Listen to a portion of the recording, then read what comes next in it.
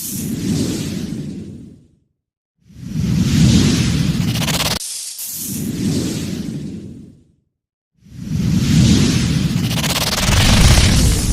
న్యూస్కి స్వాగతం. నా పేరు కిరణ్ కుమార్. ఇప్పుడే హెడ్లైన్స్.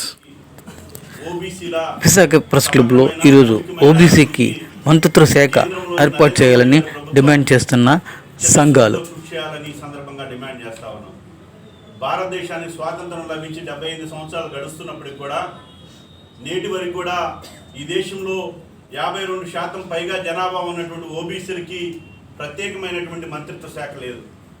మంత్రిత్వ శాఖ ఉంది, మైనార్టీలకి మంత్రిత్వ శాఖ ఉంది కేంద్రంలో, అదేవిధంగా ట్రైబల్స్కి ప్రత్యేకమైనటువంటి మంత్రిత్వ శాఖ ఉంది. ఇంతవరకు పరిపాలించినటువంటి రాజకీయ పార్టీలు ఓబీసీలకి ప్రత్యేకమైనటువంటి మంత్రిత్వ శాఖ ఏర్పాటు చేయాలని మండల కమిషన్ సిఫార్సు చేసినప్పటికీ కూడా ఓబీసీ బిడ్డలని చెప్పుకుంటా ఉన్నారు.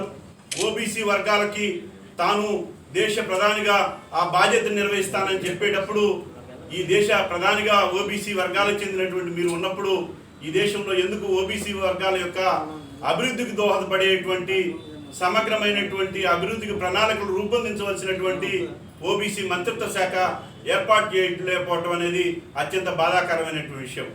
మరి దేశంలో ఉన్నటువంటి అన్ని రాష్ట్రాల్లో కూడా బీసీ మంత్రిత్వ శాఖలు, మరి ఆయా రాష్ట్రాల్లో ఓబీసీ మంత్రిత్వ శాఖలు మరి ఉన్నప్పటికి కూడా నేటి వరకు కూడా ఎంబీసీ మంత్రిత్వ శాఖలు కూడా ఉన్నటువంటి పరిస్థితి కూడా ఉంది.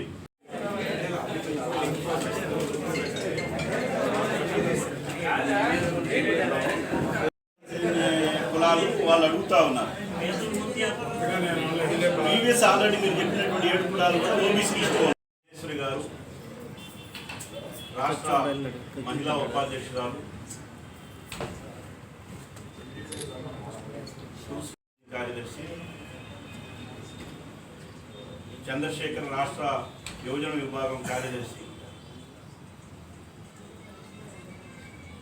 వెంకట రామలక్ష్మి గారు రాజమండ్రి నగర మహిళా అధ్యక్షురాలు. రాజ్యసభలో సాక్షాత్తు భారతీయ జనతా పార్టీ రాజ్యసభ సభ్యుడిగా ఉన్నటువంటి ఆర్ కృష్ణయ్య గారు కూడా మరి నిన్న పార్లమెంట్ సమావేశాల్లో మాట్లాడటం జరిగింది.